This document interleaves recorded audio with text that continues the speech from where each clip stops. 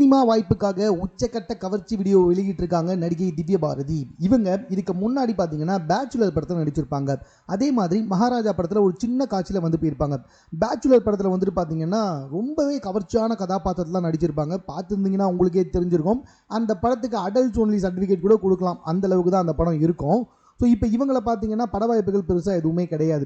இதுக்கப்புறமா மதில் மேல் பூனை அப்படின்ற ஒரு படம் வருமா வராதான்னு தெரியாது. அந்த படத்தை நடிச்சிருக்காங்க, அவ்வளோதான். மற்றபடி இவங்க கையில் எந்த ஒரு பட வாய்ப்புமே கிடையாது. பொதுவாகவே நடிகைகள் வந்துட்டு இன்ஸ்டாகிராம் பக்கத்தில் இல்லை சோஷியல் மீடியாவில் லைக்ஸ் கம்மியாயிடுச்சுன்னா ஆடைகளையும் குறைச்சிருவாங்க. அப்போ தான் லைக்ஸ் இன்னும் அதிகமாகும் அப்படின்னு சொல்லிட்டு இதை நான் சொல்லுங்க. பரவலாக ஒரு கருத்து இருக்கே, உடனே இது ஏன் கருத்துலாம் சொல்கிறாதீங்க. பார்த்தேன், அதை தான் உங்ககிட்ட அப்படியே சொன்னேன். ஸோ இது மட்டும் இல்லாமல் இப்போ திவ்ய பாரதி பார்த்தீங்கன்னா அந்த ட்ராக்ல தான் வந்திருக்காங்க. இப்போ பயங்கரமான கவர்ச்சியான புகைப்படங்களையும் வீடியோக்களையும் வெளியிடுவதை வாடிக்கையாக வச்சுக்கிட்டு இருக்காங்க. சமீபத்தில் வந்துட்டு ஒரு வீடியோ வெளியிட்டிருக்காங்க. இந்த வீடியோக்கே கன்ஃபார்மாக வந்துட்டு சென்சார் வச்சு இதுக்கு ஏ சர்டிஃபிகேட்டே கொடுக்கலாம். அவ்வளோ கவர்ச்சியாக இருக்குது. டெஃபினட்டாக படத்தில் கூட இந்த அளவுக்கு கவர்ச்சியாலாம் யாருமே நடிக்கவே முடியாது, அந்த அளவுக்கு கவர்ச்சியாக இருக்குதுங்க. ஸோ பட வாய்ப்பு கம்மி ஆகிட்டாலே இப்போ வந்துட்டு கவர்ச்சியான வீடியோக்களையும் புகைப்படங்களையும் வெளியே போகிறதுன்றது ரொம்ப சாதாரண விஷயம் தான். ஆனால் இது கொஞ்சம் அதிகமாகவே இருக்குது அப்படின்னு சொல்லி வந்துக்கிட்டு இருக்காங்க. நாட் ஓன்லி திஸ், இது மட்டுமே கிடையாது. இதுக்கு முன்னாடி இவங்க வெளியிட்டிருக்க புகைப்படங்களும் வீடியோக்களுமே கூட வந்து ரொம்ப ஆபாசமாக தான் இருக்குது.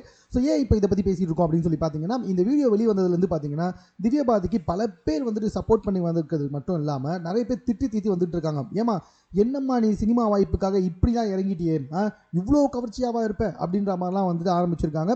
ஆனால் என்னுடைய கேள்வி என்ன அப்படின்னு சொல்லி பார்த்தீங்கன்னா, இவ்வளோ கவர்ச்சியாக இருந்தும் ஏன் இவங்களுக்கு சினிமா வாய்ப்பு கிடைக்கல அப்படின்றதாங்க.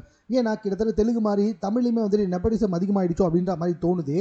வேற ஒரு ட்ராக்ல ஆரம்பிச்சு வேற ஒரு ட்ராக்ல முடிக்கிறோம்ல, வாட் எவர் இட் இஸ்ங்க. பட வாய்ப்புக்காக திவ்ய பாரதி உச்சகட்ட கவர்ச்சியில் இறங்கியிருக்காங்க.